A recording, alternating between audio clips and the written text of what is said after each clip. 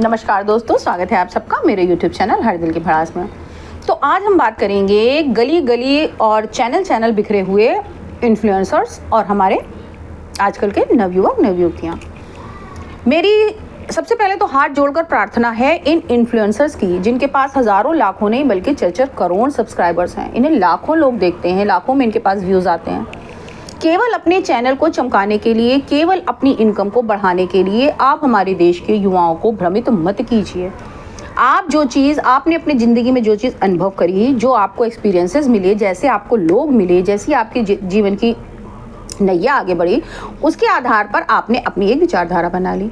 उस विचारधारा को इस संसार का अंतिम सत्य मत बताइए। वो विचारधारा आपके अपने जीवन के लिए सही हो सकती है, लेकिन वो हज़ारों लाखों करोड़ों युवकों के लिए सही नहीं हो सकती, क्योंकि किसी की भी विचारधारा उसके अपने जीवन की परिस्थितियों और अनुभवों के आधार पर टिकी होती है। आपकी लाइफ ने आपको ऐसा अनुभव दिया और आपने इसको उस तरह से समझा या जाना, जितनी भी आपकी बौद्धिक क्षमता थी उस आधार पे आपने समझा। लेकिन आपका लोगों से ये कहना कि इस संसार में प्रेम नाम की कोई चीज़ नहीं है, सिर्फ स्वार्थ है, विवाह करना बेकार है, ज़्यादा पैसा कमाना बेकार है, गृहिणी जो कार्य करती है, गृहिणी होना बेकार है, हर स्त्री को कमाना चाहिए, गृहिणी होना आपने सिरे से नकार दिया। आपने गृहिणी की बराबरी 1, 10, 15, 12 हज़ार रुपये में घर के सारे काम कर देने वाली काम वाली बाई से कर दी। तो मैं आपसे सिर्फ हाथ जोड़ के यही प्रार्थना करूंगी कि प्लीज़ आप इन युवाओं को दिग्भ्रमित मत करिए, जो खुद अपनी शायद ज़िंदगी में हालातों के मारे हुए हैं, तभी वो आपके पास अपनी ज़िंदगी का कोई रास्ता ढूंढने आए हैं। अगर आप उन्हें सही रास्ता दिखा सकते हैं देन वेल एंड गुड। अगर आप उन्हें रास्ता नहीं दिखा सकते हैं तो कम से कम उनकी ज़िंदगी को और नरक मत बनाइए। आपके जो फॉलोअर्स हैं वो आपकी कहे हुए को, आपकी बात को जीवन का अंतिम सत्य मान लेते हैं। नेगेटिविटी में उनके और नेगेटिविटी जुड़ जाती है। अब जैसे आपकी कई बातों पर मैं सवाल उठाना चाहूँगी। पहले तो आपने कहा कि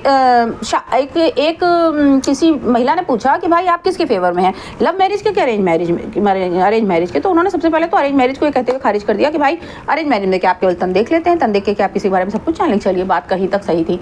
फिर आपने बोला लव मैरिज में भी क्या आप ज़्यादा से ज़्यादा मन देख लेते हैं। अब मन को देख लेना भी तन को देख लेने से ज़्यादा अच्छा, अरे भाई ज़्यादा अच्छी चीज़ तो है नहीं, या ज़्यादा बहुत बड़ी चीज़ तो है नहीं। अरे भैया, तो क्या आप उसको काट करके उसके इंटरनल ऑर्गन्स देखेंगे? क्या देखेंगे आप? हमारे किसी भी इंसान के व्यक्तित्व के 2 ही आवश्यक पहलू होते हैं, एक उसका शारीरिक पहलू, दूसरा उसका मानसिक पहलू। अगर दोनों चीज़ हमने जान ली तो हमें उस इंसान के बारे में और ज़्यादा क्या जानना है? इसका मतलब मेरे दिमाग में ये बात खटकी, इसका मतलब क्या आप लिव इन के प्रोत्साहित कर रहे हैं, आप उसके पक्षधर हैं? अब देखिए, उनके दिमाग में ये बात खटक गई। वो तुरंत बोले इसका मतलब कोई ये ना समझ ले कि मैं लिव इन को प्रोत्साहित कर रहा हूँ, इसका मतलब आप स्त्री पुरुष संबंध को नकार रहे हैं। आपका कहना यह है कि एक स्त्री और एक पुरुष में कोई संबंध नहीं होना चाहिए। तो स्त्री और पुरुष का संबंध केवल वैवाहिक संबंध ही नहीं होता है। एक शादी में केवल उनके शारीरिक संबंध ही नहीं होते हैं। प्रकृति ने स्त्री को कुछ गुण दिए हैं और पुरुष को कोई दूसरे गुण दिए हैं। स्त्री में पुरुष गुणों का अभाव है, पुरुष में स्त्री गुणों का अभाव है। ऐसे में अगर कोई एक इंसान अकेला इस समाज में रहेगा तो जहां उस एक पुरुष को स्त्रीयोचित गुणों की आवश्यकता पड़ी तो वो कैसे उस परिस्थिति से निपटेगा, या एक स्त्री को पुरुषोचित गुणों की आवश्यकता पड़ी तो कैसे उस परिस्थिति से मुकाबला कर पाएगी। इसीलिए हमारे समाज ने एक वैवाहिक संस्था बनाई कि एक स्त्री और एक पुरुष मिलकर के एक युग्म बनाए, जो हमारे ईश्वर ने भी बताया, अर्धनारीश्वर। एक व्यक्तित्व पूरा होगा जब एक स्त्री और एक पुरुष मिल जाएंगे, मिलकर के एक हो जाएंगे। लेकिन आपने इसको केवल सेक्स के नजरिए से देखा, इसलिए आप इसको खारिज कर दे रहे हैं। चलिए, आपने खारिज किया, अपनी लाइफ में खारिज किया, आप दूसरों को प्रोत्साहित क्यों कर रहे हैं कि भाई मैरिजेस नहीं करनी चाहिए, बच्चे पैदा नहीं करने चाहिए? हमारी प्रकृति ने हमें, प्रकृति टिकी, हमारा संसार टिका ही इस बल पर है। अगर सारे बच्चे आपके कहे पर चलने लगेंगे तो एक दिन तो संसार खत्म हो जाएगा। फिर आप कहते हैं बहुत ज़्यादा कमा कर क्या करोगे, बहुत ज़्यादा क्यों कमा रहे हो, किसके लिए कमा रहे हो, तुम्हें ज़्यादा नहीं कमाना चाहिए, बड़ी गाड़ी क्यों ले रहे हो, बड़ा घर क्यों बना रहे हो? भैया, आप युवाओं को आगे बढ़ाएंगे कि पीछे खींचेंगे? हमारे प्रधानमंत्री कहे के उनका गला सूखा जा रहा है कि भैया हमें देश में विकास चाहिए। आप देश को पीछे की तरफ ले जाएंगे कि आगे की तरफ ले जाएंगे? इन्फ्लुएंसर का काम होता है लोगों को उनकी प्रॉब्लम से निकाल करके आगे बढ़ाना। आप उनको प्रॉब्लम में जकड़ के पीछे ढकेल रहे हैं। अब फिर आप कहते हैं इस संसार में प्रेम नाम की कोई चीज़ नहीं है। प्रेम इस संसार का, इस विश्व का, इस प्रकृति का सबसे बड़ा एस्पेक्ट है। एक बाप जो सड़क पर पत्थर तोड़ रहा है, जाड़ा गर्मी बरसात में खेत में काम कर रहा है, एक माँ चाहे वो किसी भी पोस्ट पर है, सुबह जल्दी जल्दी सारा काम निपटा के चली जाती, किसके लिए? अपने बच्चों के लिए ना। उसका क्या स्वार्थ है इसके पीछे। और चलिए मान भी लिया कि अगर कहीं उसका कहीं दिल में ये है कि चलो बच्चा होकर बड़ी मेरी मदद करेगा, ये थोड़े हमारे देखभाल कर लेगा, तो एक मात्र इसी स्वार्थ के लिए वो उसके लिए वो आपका कहे अनुसार वो एक नौकर भी रख सकता है। भाई कमा लिया उसने, अपने बच्चों को कुछ नहीं किया, बच्चों को ऐसे ही छोड़ दिया, और बाद में बूढ़ा हुआ तो जरूरत के लिए उसने एक नर्स रख लिया, एक अटेंडेंट रख लिया, एक नौकर रख लिया। तो आप प्रेम को सिरे से खारिज कर रहे हैं कि संसार में भाई हो सकता है आपकी लाइफ में प्रेम कभी आपको ना मिला हो, प्रेमिका भी बेवफा रही हो, माता पिता ने ना ध्यान दिया हो, भाई बहनों ने ना ध्यान दिया हो, लेकिन आप इस चीज को जो आपकी जिंदगी में गुजरा उसको आप जनरलाइज नहीं कर सकते हैं कि किसी के लिए भी प्रेम नहीं है इस संसार में, प्रेम सबके लिए है। फिर आप कहते हैं गृहिणी, हर व्यक्ति को, हर गृहिणी को जॉब करना चाहिए, अपना पैसा खुद कमाना चाहिए, दूसरों के टुकड़ों पर क्यों पलो, ठीक समझ में आता है। लेकिन आपने गृहिणी का महत्व ये कह के खत्म कर दिया कि गृहिणी जितना काम दिन भर में करती है उतना काम तो 10-12-15 हज़ार में कोई काम वाली बाई कर देगी। काम वाली बाई अपने बच्चों, आपके बच्चों को वो उसने एग्जाम में क्या किया, उसको आज क्या पढ़ाया गया, ये पूछेगी, ये उसे काम करवाएगी, वो आपके बच्चों पर ध्यान देगी कि उसके आपके बच्चे मोबाइल पर क्या देख रहे हैं, आपके बच्चे किसी गलत संगत में तो नहीं पढ़ रहे हैं, वो ध्यान देगी कि घर में आपके पेरेंट्स को दवा मिली इस टाइम पे कि नहीं मिली, खाना मिला कि नहीं मिला टाइम पर, क्या वो आपके जिसने अपॉइंट किया उसके मैके में जाकर के उसके मैके में जो ज़रूरत है उसको देखेगी, समाज में उस तरह से आपका आचार विचार एक्सेप्ट करेगी, संबंध बनाएगी। भाई आप कहना क्या चाहते हैं, पहले आप अपने कॉन्सेप्ट को क्लियर करिए। आप सारी चीज़ों को, मतलब पुरानी चीज़ों को जो हमारे पूर्वजों ने हमें एक जीवन दर्शन दिया उसे नकार करके आप एक नया जीवन दर्शन थोपना चाह रहे हैं क्या युवाओं पर।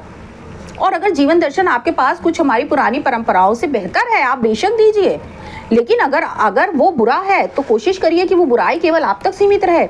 हमारे पूर्वजों ने कहा है कि खुशियों को सब में बांटो, अच्छाइयों को सब में बांटो, बुराइयों को एक जगह कैद करके रख दो। तो आपके जीवन में आपको जो बुरे अनुभव मिले हैं, जो बुरी चीज़ें आपके साथ घटी हुई हैं, उन्हें आप अपने दिल में कैद करके रख दीजिए। एक परेशान इंसान ही आपको सुनने आता है। कोई अच्छा इंसान चलो चलते चलाते उसने अपना मोबाइल स्क्रॉल किया और आपकी नज़र पड़ गई, उसने देख लिया, वो अलग चीज़ है। लेकिन जो पर्टिकुलरली आपके फॉलोअर्स हैं, जो पर्टिकुलरली आपके व्यूअर्स हैं, वो ज़रूर किसी ना किसी प्रॉब्लम में से गुजर रहे हैं, इसलिए वो आपको देख रहे हैं। तो अगर वो गुजर रहे हैं, उनके अंदर कोई नेगेटिविटी है, उनके अंदर कोई समस्या है, तो आप उस नेगेटिविटी को दूर करेंगे कि उस नेगेटिविटी को और बढ़ा देंगे। जो खुद ही जाड़े से ठुठुर रहा है हम उसको एसी क्यों लगा देंगे, जो खुद ही गर्मी से तप रहा है हमसे क्यों कहेंगे धूप में जाकर बैठो, हम हीटर क्यों ऑन कर देंगे। भाई जैसे गर्मी लग रही है हम उसके लिए सर्दी का इंतजाम करेंगे, जो सर्दी लग रही है उसके लिए हम गर्मी का इंतजाम करेंगे। जो पॉजिटिविटी में नेगेटिविटी में समय उसे पॉजिटिविटी की जरूरत है, उसके आप तो उसके ब्रेन में और नेगेटिविटी भर रहे हैं, यानी उसका मोह ही जीवन से समाप्त हो जाए। आप सबसे कहते हैं ज़्यादा रुपये पैसा मत कमाओ, ज़्यादा रुपये पैसा कमा के क्या करोगे। और भैया आप यूट्यूब के माध्यम से कमा रहे हैं, आप किताबें लिख के कमा रहे हैं। आपकी किताब अगर कोई एक बार खरीद ले तो उसके पास रोज़ नोटिफिकेशंस आने लगते हैं कि आप डोनेशन दीजिए, आपके हर एपिसोड के ऊपर आर्थिक मदद कीजिए, फ्लैश होता रहता है। आप किसके लिए कमा रहे हैं भाई। अगर एक साधारण इंसान को केवल अपने लिए जीना है तो 10,000 मंथली बहुत है। आप इतना पैसा क्यों कमा रहे हैं।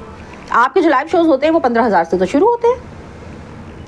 तो मेरा सबसे पहले आजकल के बच्चों से ये अनुरोध है कि किसी को भी फॉलो करने से पहले, किसी को भी अपने जीवन में, अपने जीवन की जो आपकी आवश्यकताएं हैं उनके आधार पर बोलने के लिए, या आपकी ज़िंदगी में क्या चल रहा है उसके बारे में निर्णय लेने से पहले, सबसे पहले आप उस शख्स को परखिए कि आपको जो राय वो दे रहा है क्या वो अपनी ज़िंदगी में भी फॉलो कर रहा है। अगर वो खुद अपनी ज़िंदगी में फॉलो कर रहा है तो एक हद तक आप उसकी बातों को सुन सकते हैं। और अगर आपको लगे कि आपको कुछ राय दे रहा है, अपना खुद फॉलो कर रहा है, तो उसकी राय कतई मत मानिए। अगर आपकी ज़िंदगी में कोई समस्या है तो मेरी आप सबको यही राय है कि आप उसके लिए ट्रेंड लोगों के पास जाइए। बहुत सारे काउंसलर्स हैं, बहुत सारे ऐसे साइकोलॉजिस्ट हैं जो आपकी समस्याओं का निदान कर सकते हैं। लेकिन तब जब वो आपसे मिलेंगे, आपके बारे में जानेंगे, आपके विचारों को जानेंगे, आपके संग क्या क्या गुजर रहा है उसके बारे में जानेंगे, आपकी परिस्थितियों के बारे में बहुत कुछ जानेंगे, उसके आधार पर वो आपको एक निर्णय देंगे कि हाँ भाई अब आप ये स्टेप उठाइए। लेकिन टीवी पर बैठ करके या जो मोबाइल पर बैठ करके आपको, आपके इन्फ्लुएंसर्स हैं, वो आपको क्या करेंगे, वो एक जनरलाइज राय देंगे। ज़रूरी नहीं है कि वो आपकी समस्या के संग उसका उपाय हो, आपसे समस्या से निकलने का ज़रूरी नहीं कि वो उपाय हो सकता है वो आपको और ज़्यादा गड्ढे में गिरा दे। क्योंकि संसार में देखिए सबके परसेप्शन अलग अलग होते हैं। एक ही चीज़ को लेके 50 आदमी के 50 परसेप्शन होंगे। मान लीजिए अब मैं आपके लिए एक छोटे से एग्जांपल के तौर पे समझा रही हूँ। मान लीजिए मैं एक गुलाब का फूल लेके आई और 20 आदमी बैठे हैं, मैंने सबसे कहा कि भाई इसके ऊपर जो है अपने अपना परसेप्शन दीजिए।